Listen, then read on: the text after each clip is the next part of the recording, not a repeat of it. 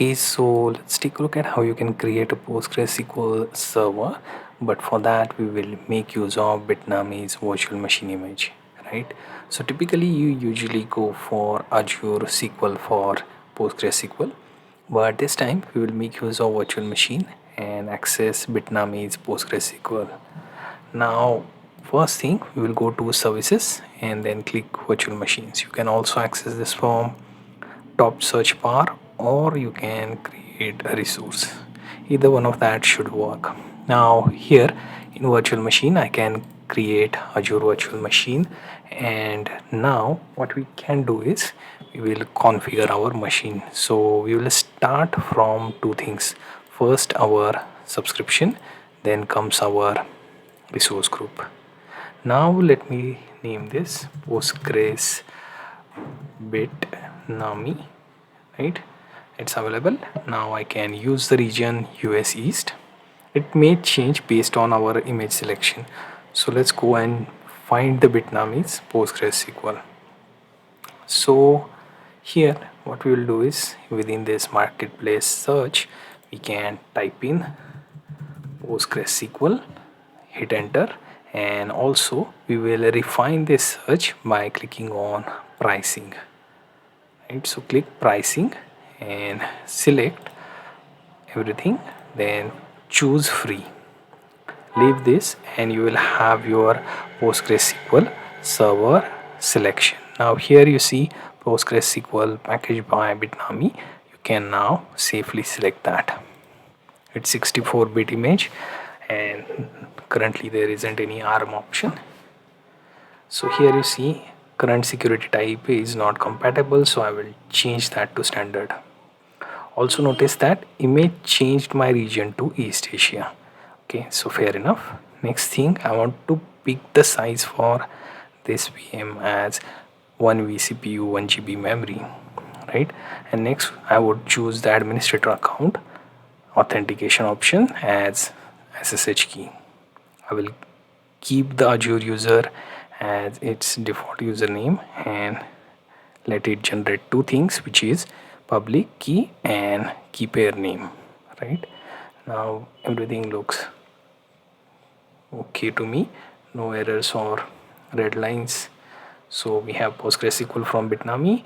Now let's click disk to set things up. We have to choose standard HTTP because it will be lower cost that way. There is also key management option, which is platform managed, and there is option delete with VM. So if VM is deleted, so does the disk, right? Now we will move on to networking. Here few things will be auto populated for you. First is your virtual network, second subnet, third your public IP. Here NIC group will go directly to either basic or advanced, so you have to go with that, right? Now configure network security group, it will be chosen for you. Now delete the public IP and NIC when VM is deleted. Make sure to select this. Also load balancing, I'm not going to select this because this is test machine, right? So I will use management tab. Next is choosing Microsoft Defender for Cloud and also Azure Active Directory. These options, as you can see, only identity option managed by system is available. There is also guest OS update set to image default and auto shutdown option not selected, so I will go with that. Then I'm not choosing any alerts. Also for diagnostic I'm choosing the recommended option, right? So now let's move to advanced. Here you can add the extensions so they can get deployed at the time of your installation of VM, and also VM application if you wish to install along with this machine, but I prefer not to because we are already setting up PostgreSQL. So let's go ahead and go with the defaults. Click next for tags. Here you can sort things out based on your tags, and once the tag is set we can go ahead for review and create. So when you click on review and create, it will go for validation test, and then you can see whether it is passed or fail. You will do the validation for your virtual machine. Here you will find the value for your setup, where you can see PostgreSQL setup has 0 INR cost, and also the subscription cost per hour. You can decide on that. Right now, let's click on create so that VM will get deployed, and it will also give me option to download this key.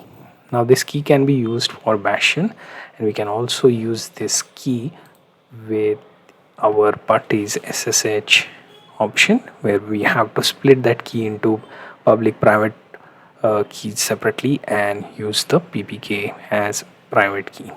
Right, so now that we are into deployment, let's wait for it to completely deploy all the required services. Then we will use the available option to basically log in to this PostgreSQL server. Now once the deployment is complete, go to that particular resource. Here we need one of the important thing, which is your public IP address, because to this particular address we will be connecting.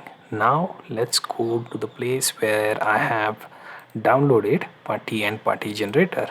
Now here you see partygen exe.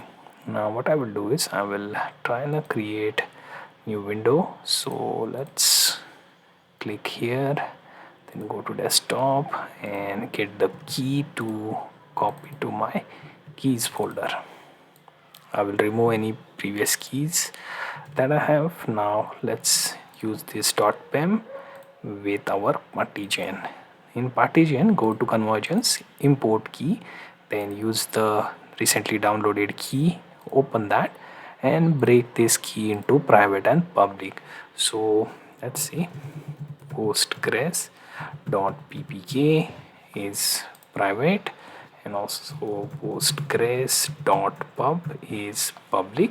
Let's close this. Now in partigen we are done, so click on party.exe. Now here I will be putting in my IP address.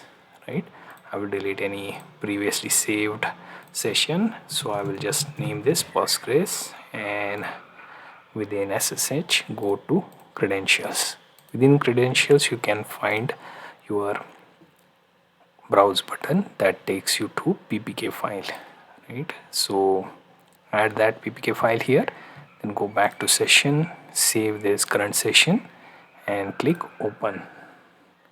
Make sure to accept and move on. Here you can type in Azure user. If you have given any other username, you have to type that. Right, notice that we are connected to the server. Now here I'm not sure whether we have pSQL, so we can confirm whether we have it or not. Yes, we do have pSQL, and that means our PostgreSQL is installed and we are ready to update our IP address, and you can read the Bitnami documentation for managing that part. Right, simply click exit to exit out of party. Now there is one more method to connect to this particular VM, which is through Bastion. So click on connect from the sidebar and then click Bastion, and for Bastion click the button use Bastion, and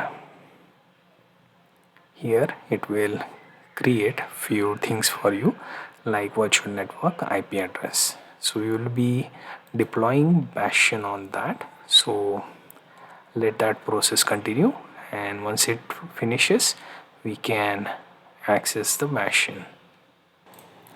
Now here within Bastion you can take a look at option to add username authentication. I will select private key, then give it the path to that key. Right, so let me go where I have stored that. So here .pem file should be used.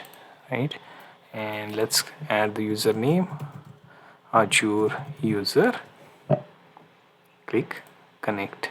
Now it will open a new tab where I can see the server being connected, and once connected we will run basically psql and then dash double dash version, and there you go, PostgreSQL 15.2. So we are done with the Bitnami's PostgreSQL server setup.